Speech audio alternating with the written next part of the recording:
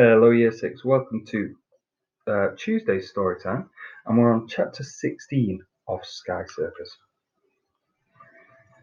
Robert opened his eyes.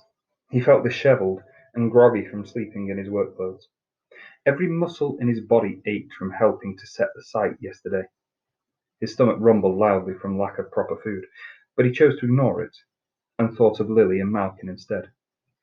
He needed to get the lockpicks to them as soon as possible. Otherwise, there was no chance of a breakout tonight. Morning light tumbled in through the small porthole window.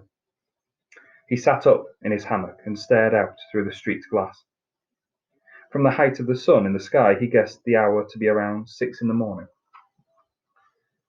He still had a whole day to set things right. Purr, purr, purr. 3 short blasts of the whistle sounded in the hallway outside. Then there was a clank of bolts being pulled back and the door swung outwards. The lunk loomed in the passageway, his big mechanical body filling the entire opening. He stood there silent and watching, his face expressionless, his headlamp eyes dead. His head turned from side to side, taking in Robert and the buttons as if they were a puzzling new species of ant he'd just come across. Eventually the Iron Man raised his arm, beckoned them out of the cell, and escorted them to the washroom, where they scrubbed themselves at long water troughs. And then onto the mess hall, where they each took a metal plate, cutlery, and a tin can, and lined up with the rest of the performers on the roustabouts. Breakfast turned out to be an anemic-looking roll and a cup of grey cocoa.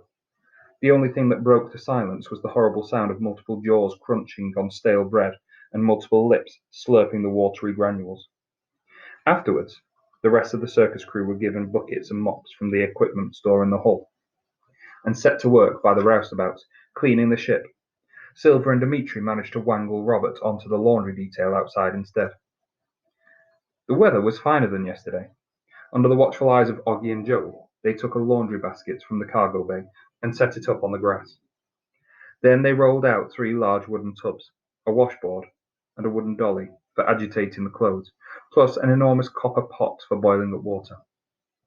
Every trip to the cargo bay wasted a little more time, and the hours of the morning were quickly ticking away. The lunk, who seemed to be the only one allowed outside the fence, brought wood for the fire. Silver showed Robert how to fill the tubs with buckets of cold water, which they drew from the hand pump in the centre of the site. When the fire was lit, they set the copper on it, and filled that with more water and soap, soda, and a lye. As they tipped out all the laundry onto the ground, and emptied each bag in turn, and Robert's guts twisted with hope that the next one might contain his things. But none did. "Where are my clothes?" he whispered to the others. "They might be in another basket," Silver said. "Some of them aren't due for washing today." "Don't worry," Dimitri said quietly. "When they're not watching, I'll sneak into the cargo bay and check." But the lunk and the clowns were never not watching. To pass the time and avoid suspicion, Robert and Silver and Dimitri chatted casually as they worked. "How did Madame come to be here?" Robert asked, picking out a bright red uniform with shiny brass buttons from the pile of clothes. "Nobody quite knows," Silver replied, shaking out a checked suit that looked like it belonged to a giant. "I think she met Slimwood Jr. 9 months ago, the last time the Skycircus was in Paris. At the time, they were looking for acts for the new season," Dimitri explained, as he sorted through a big pile of handkerchiefs, throwing the spotted ones into a pile of colourful clothes and the white ones in with the shirts. "Madame must have bought a fake beard and made up that stupid stage name, and somehow landed a part in the show. Then old Mr. Slimwood upped and died." Silver glanced up at his juggling clubs hanging with the other mementos on the wall of the skyship, and dumped a pile of clothes in Robert's arms. Robert found himself holding a handful of stockings, ladies' bloomers, and frilly drawers. The wrinkled, pleated, frilly, and ruched shapes made him blush. "Some of us reckon the pair of them might have poisoned him." Dimitri stuffed a handful of soiled clothes in the big copper pot to boil-wash them, and picked up a bar of lye soap and began lathering it up in the hot water. Silver did the same. Robert copied them, and then they took turns dragging items up and down the washboard. Sequins flew off everywhere, popping in all directions. Robert thought of Mrs. Rust, who had to do this every day. No wonder her arms were always so rusty. though at least she wouldn't have rubbed raw skin like this. Eventually, after they had been talking and washing clothes for one whole drudge-filled hour, the clowns and Lunk stopped paying them much attention. Silver tapped Dmitri on the shoulder, and he slipped off and snuck into the hold, returning moments later with one extra bag. Robert pulled it open and saw with relief that all his clothes were still inside, along with his cap and Dar's coat, his pockets filled with the leather pouch of lockpicks, his penknife, the stub of a pencil, and the chocolate wrappers. Robert transferred everything quickly to the pockets of his new clothes, and then stuffed the coat and cap back into the bag, and hid it under a pile of dirty laundry for the time being. "I have to get these pics to Lily," he said. "She'll probably be in the big top, with the other hybrids later," Silver replied. "You can try and hand them over to her during the crossover between the hybrids and humans rehearsals. We have to go anyway, so we'll help if we can." They finished scrubbing the washing and rinsed it out. There was no mangle, so they just wrung each piece out by hand and pinned it, wet, to the washing line that stretched across the site. The clothes flopped heavily like dead bodies, drying slowly in the sun. While Dimitri turned the buckets and copper over to dry out, Robert and Silver gathered up the empty laundry bags. Robert hid his bag of clothes among them, and hoped that no one would notice before he found somewhere else to conceal it. He didn't like to think what would happen to them if anyone discovered that he'd stolen it back, let alone that he was plotting an escape. Something terrible, probably. It would be strike number 3, and no one survived 3 strikes. "Inspection time!" a voice shouted outside room 13.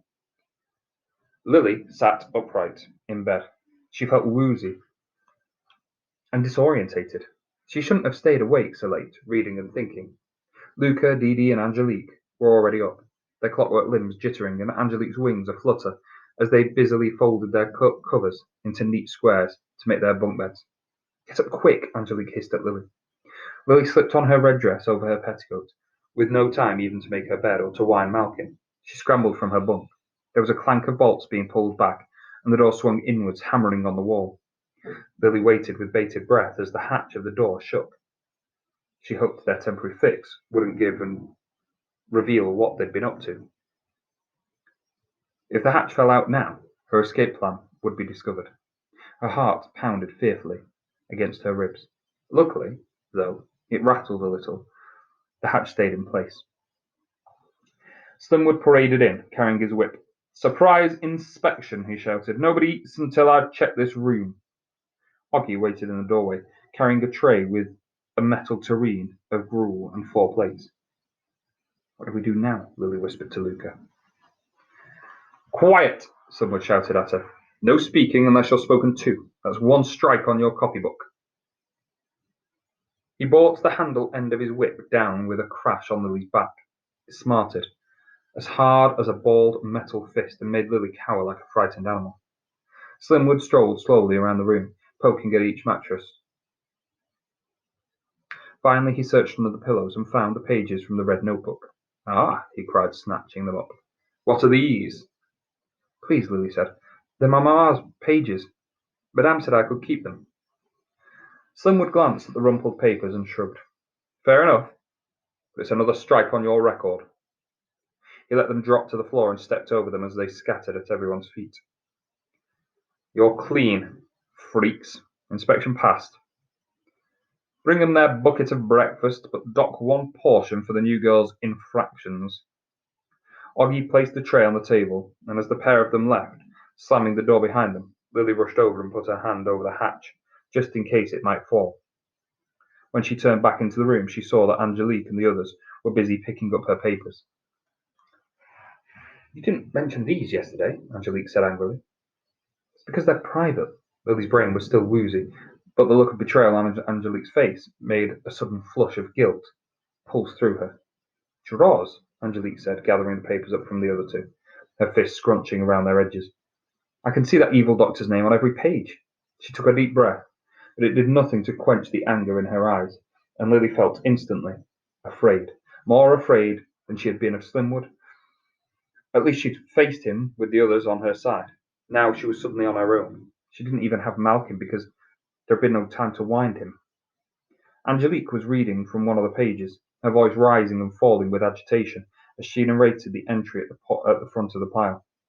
Tuesday, the 3rd of September, 1889, Riverside Walk, Chelsea. Today I visited John at his new offices. I brought my daughter Lily with me, and we dropped in on Professor Silverfish and Dr. Droz in their laboratory. I'm so overjoyed with what they said that I will record it directly. My dear Grace, the professor told me, we miss you at the factory. We need your insight and incisiveness, Dr. Droz added. I cannot do my work without you. We want to develop the philology project further and begin work on our other hybrid ideas. What progress have you made? I asked them. We're finally able to get human bodies to accept our designs on a cellular level, the good doctor replied. And what has the Guild to say about that? I asked. Is it a worthy idea? Why, what do you mean? Dr. Droz said. What have you heard? Well, John has told me that the Mechanists Guild don't approve of hybrid experiments. He warned me that they'd disbar anyone involved in them. But Grace, Droz said, these developments are a good thing. They'll help us cure illness and disease. Agreed, Simon said. All of us, at some time or another, may be in need of hybrid technology. He winced and momentarily clutched his chest as if something was amiss, but then was all smiles once more. Considering it now, I can't help but feel that both their sentiments about these new hybrid devices are right. Angelique stopped reading. That doctor destroyed my life. Dee Dee's and Luca's too. She paced back and forth across the floor of the cell, her knuckles white as she clasped her stick tightly, her wings twitching anxiously behind her. And it seems your mamma was a part of it. You lied to us, Lucas shouted angrily, snapping his claws together. His face had turned lobster red, and his eyes blazed venomously, so that he looked even more fearsome than he had in the show. We trusted you, Dee Dee said, her voice choked with emotion, and you betrayed us, even after we told you our stories. Even then, you wouldn't tell us the whole truth. Please, Lily begged. I couldn't. I thought... She paused, lost for words. But that page, it means nothing. Mamma wasn't like that. She was a good person. She never experimented on anyone. I didn't want to tell you because I knew you'd be upset. But that doesn't mean we can't be friends. Please. Lily pleaded, her eyes sharp with tears, her guts twisted up with guilt. We have so much in common. I told you everything about myself, the truth of who I was. And I thought you three would understand. Angelique shook her head. You said you'd given us the whole story, Lily. But you lied. You'd left parts out. You're just another person who's betrayed and deceived us. Lily's heart beat loudly against her ribs. She realized with horror that Angelique was right. Now she'd have to earn the winged girl's trust. And Luca, and Dee Dee's, all over again. In the meantime, the escape was still supposed to happen tonight. But without their help, Lily didn't know if she'd be able to manage it alone. Thank you for joining me again today. And tomorrow we'll be back with chapter 17.